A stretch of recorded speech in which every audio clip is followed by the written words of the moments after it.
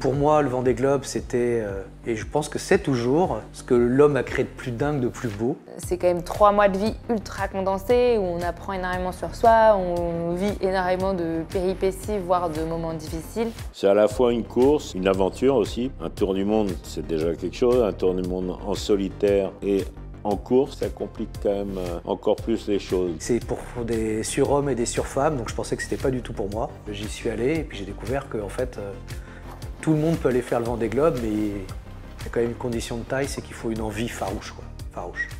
Le Vendée Globe, un tour du monde tous les 4 ans, en solitaire et sans escale. C'est l'aventure dans laquelle vont se lancer 40 marins le 10 novembre 2024. Et voici ce que vous devez savoir pour suivre l'Everest des mers.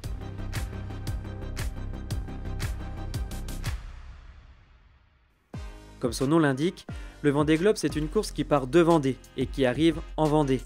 Plus exactement, ici, au Sables d'Olonne, le point de départ d'une aventure extrême qui débute avec la descente de l'Atlantique Nord et la traversée du Poteau Noir comme mise en bouche.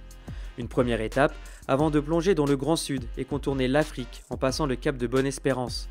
C'est le début d'un long mois de navigation dans l'océan Indien et l'océan Pacifique, des mers hostiles où les marins devront affronter de nombreuses tempêtes et longer la zone des glaces.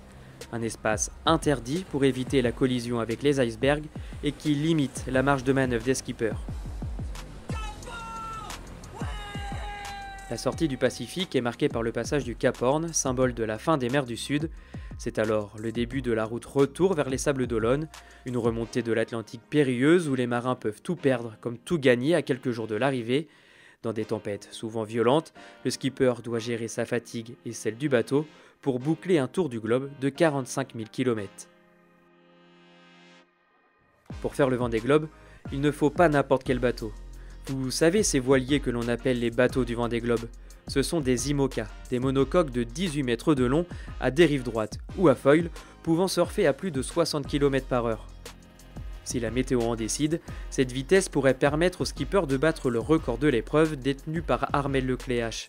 En 2016, le Breton était revenu au Sables d'Olonne après 74 jours, 3 heures, 35 minutes et 46 secondes de course.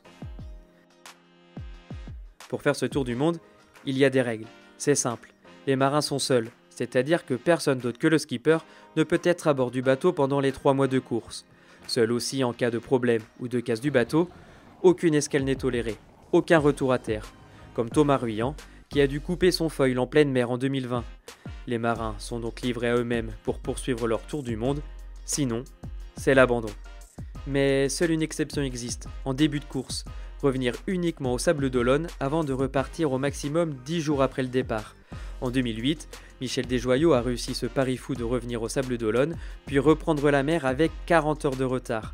Il a remonté ses concurrents un par un pour remporter son deuxième Vendée Globe, le seul à ce jour à être double vainqueur de la course.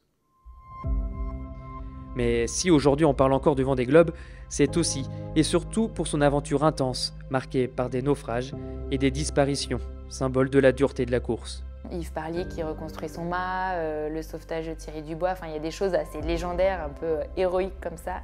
D'abord Dinelli, Thierry Dubois, Jerry Roof. J'y croyais pas, moi, qu'il pouvait être disparu en mer, donc j'étais persuadé qu'on allait le voir arriver, au Sables d'Olonne. Il y a Bernard Stam qui s'échoue, il essaie de faire une escale avec Kerguelen, ça finit en drame. Ce qui m'a beaucoup marqué, Yann Elias qui casse sa fémur. J'ai jamais navigué aussi vite que ce jour-là parce que j'avais tellement peur. Puis Jean-Luc Ham qui chavire. Pareil, ça m'a énormément marqué parce que j'étais un peu derrière, mais pas énorme.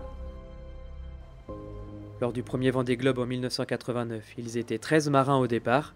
Aujourd'hui, ils sont 40, 34 hommes et 6 femmes avec un but commun, boucler la boucle et tenter de succéder à Yannick Bestaven, vainqueur du dernier Vendée Globe.